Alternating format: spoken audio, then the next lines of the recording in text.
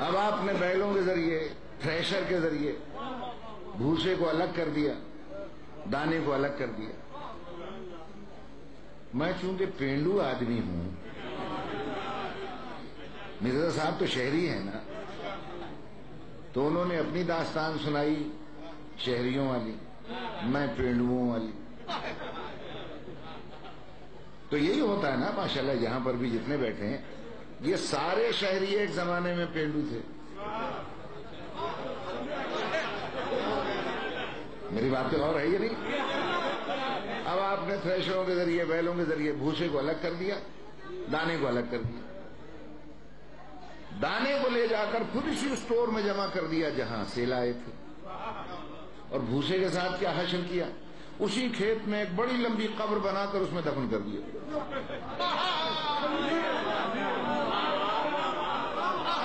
بھائی جب میں دیہاتوں میں دیکھتا تھا نا لمبی لمبی قبریں، تو میں سمجھتا تھا کہ بڑے لمبے لمبے آدمی یہاں دفن ہوتے ہیں۔ یہ تو پھر میرے دوست ذمہ داروں نے، کاشتکاروں نے سمجھایا کہ جناب یہ بندے دفن نہیں ہیں یہاں، یہ بھوسا ہے۔ میں نے کہا اچھا یہ بھوسا ہے اور دانا کہاں گیا؟ کہ وہیں جہاں سے آیا تھا۔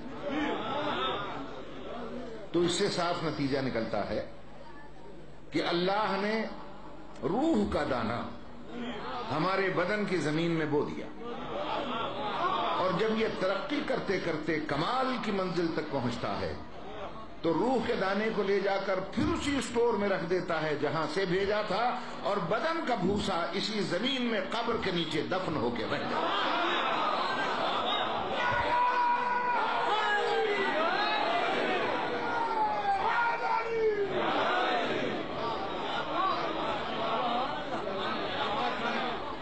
یہ جو آپ کی زبانوں پر اکثر و بیشتر یہ فقرے جاری ہوتے ہیں، انا للہ و انا الیہ راجعون، ہم اللہ کی طرف سے آئے ہیں اسی کی طرف پلٹ جائیں گے، یہ کس کی پکار ہے؟ زبان کی؟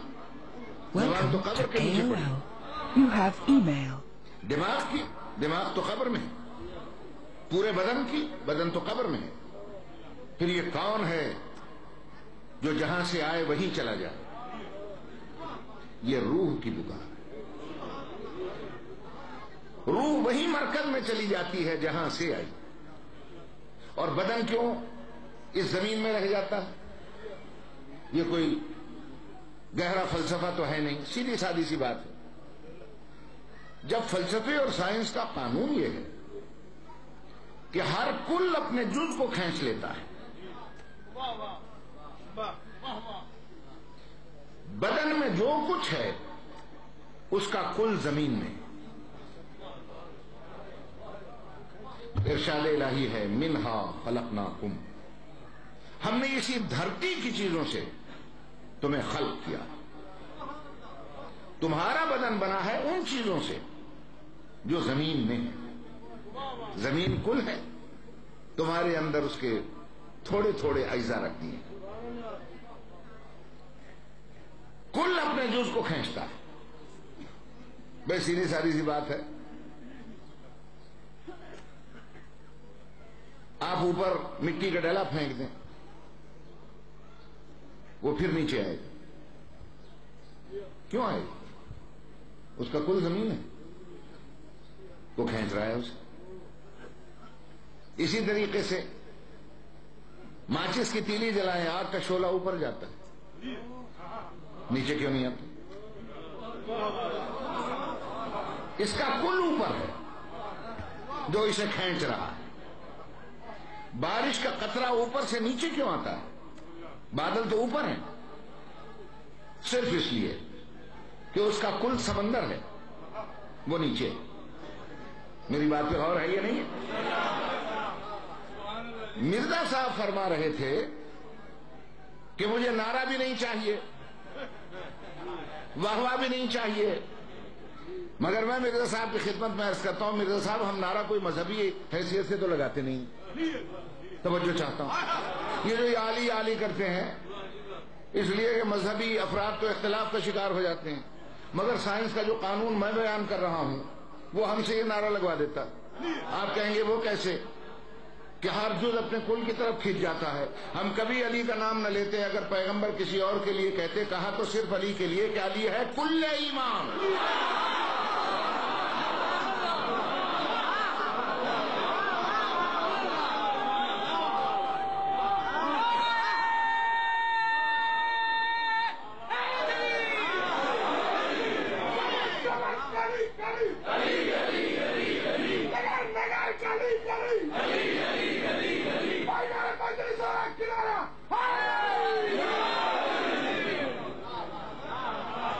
توجہ ہے صاحبان،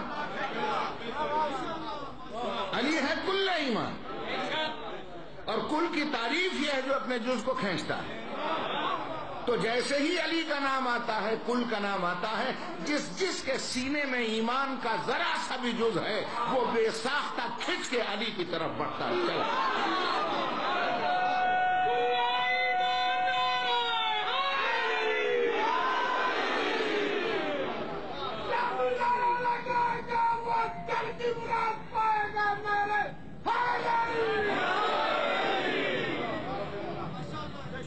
گزارش میں یہ کر رہا تھا آپ کی خدمت میں کہ جو کچھ آپ کے بدن